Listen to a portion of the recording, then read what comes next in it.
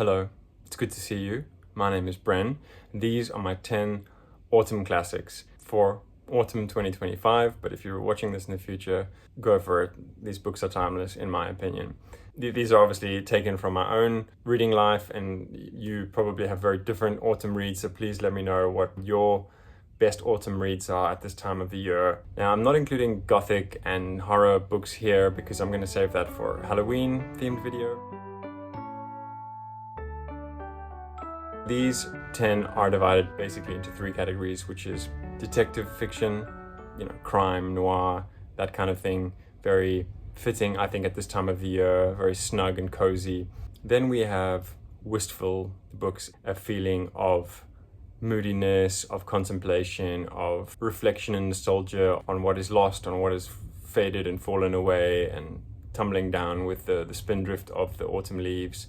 Then we're going to end off with classic books that are cozy and comforting, heartening, like a cup of hot chocolate, like a crackling bonfire, tucked up in your slippers and your dressing gown with a good book on a stormy night, the autumn rain lashing down outside and leaves plastered over your window. So those are the 3 categories.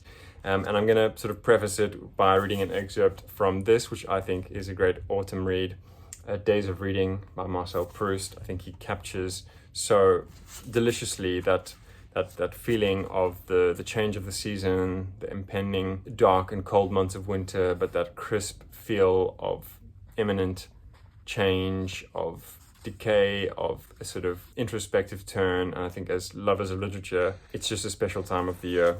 Proust describes when you have the secret passion of reading, and he says, you lock this secret life within you as you go trembling all over to bolt the door. You drive it ahead of you into the bed, and at last, lying down with it in the great white sheets which come up above your face, while close by the church tolls for the whole town, the hours that are without sleep for lovers and for the dying. And I think implied in that is lovers of literature, lovers of books, snug between the sheets, listening to the church bell toll outside and immersed in the rich pleasures of a good book. So that's number 1, Days of Reading by Marcel Proust. I've got this Penguin Great Ideas, translated by John Sturrock. So the crime fiction, the noir, the good detective, mystery solving kind of stuff. I've got The Adventures of Sherlock Holmes, Arthur Conan Doyle. This volume is a bit of a mystery in itself because I can't remember where I found it, and it has no publishing information.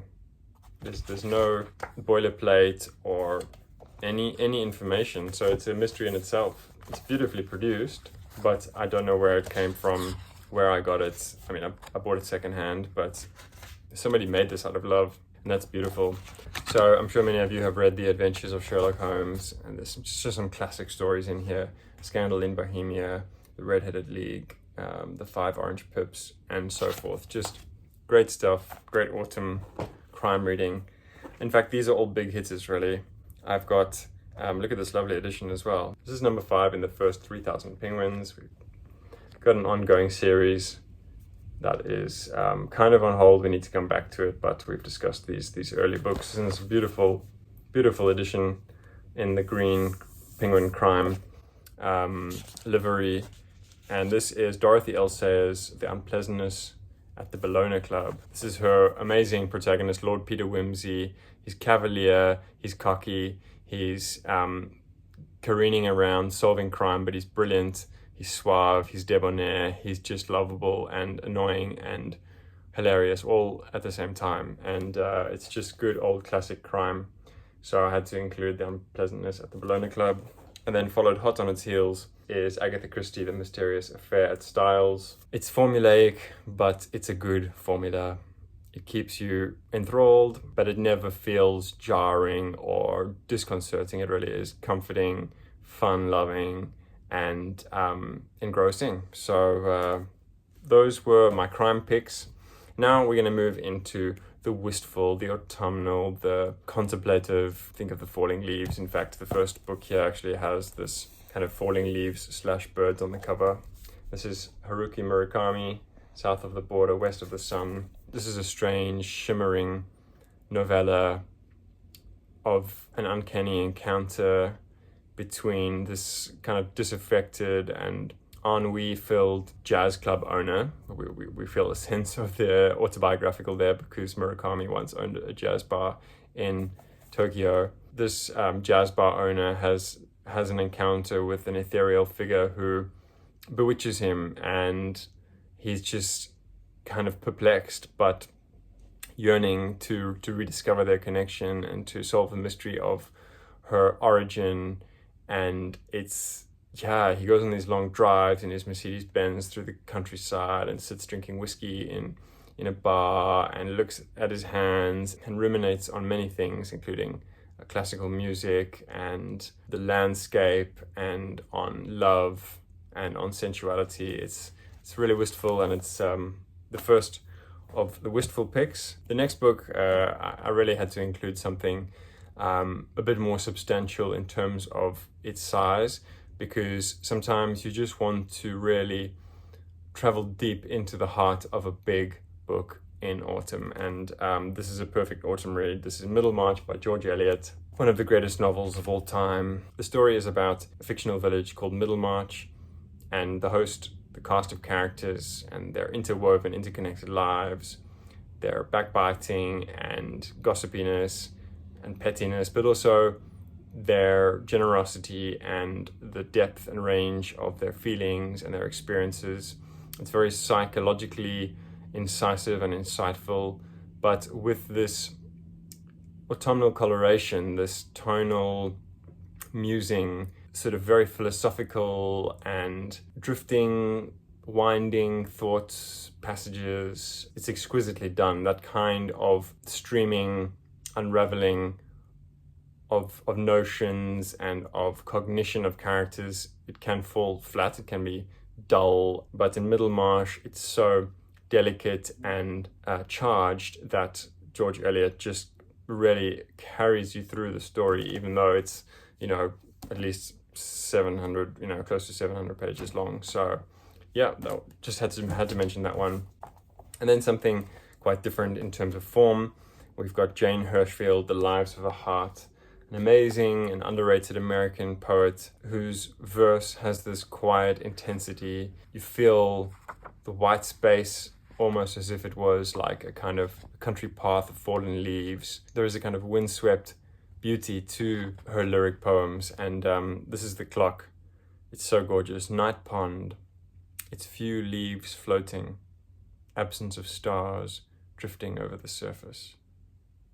But even fallen things disrupt each other. Beauty, griefs turn over. The leaves move all night, slowly, until they again are red. That sense of slow turning, falling, drifting perfectly encapsulates the slowing down that we feel, and the turning inward to brace the cold winter months that is initiated in autumn. I think that this poem, The Clock, perfectly encapsulates that. That was The Lives of a Heart by Jane Hirshfield. To end off, we've just got three cozy, realist narratives here. Although the third of the three is so comic that we can't really call it realist. So we've got two realist narratives and then one silly, lovable exuberance to cap off. First, I've got Jill by Philip Larkin. Larkin, of course, very much known as a poet, but he wrote two novels when he was very young. Jill was the first one, and A Girl in Winter was the second one, both published before he was 25. And they've recently been reprinted in these lovely Faber and Faber editions. A Girl in Winter, I think, obviously is a winter recommendation, but Jill, I think, is a great autumn read because it is about this young, naive, timid boy going off to university, which in the Northern Hemisphere happens around September, October. So there's a real feeling in the air of student life kicking off at this time. September, October always remind me of at least a part of my student days, because I did my first degree in the Southern Hemisphere, which is a completely different seasonal connection with the student calendar.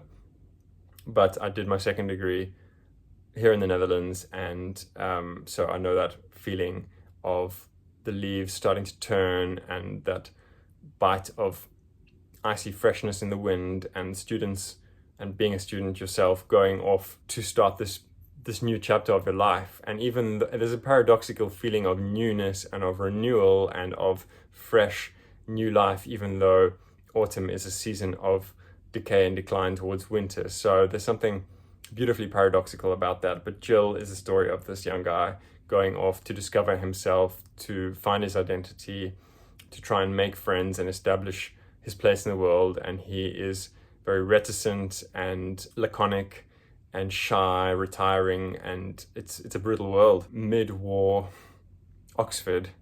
So there's rations, there's the backdrop of World War II, and he's just this 18-year-old that kind of gets eaten up by the circumstances.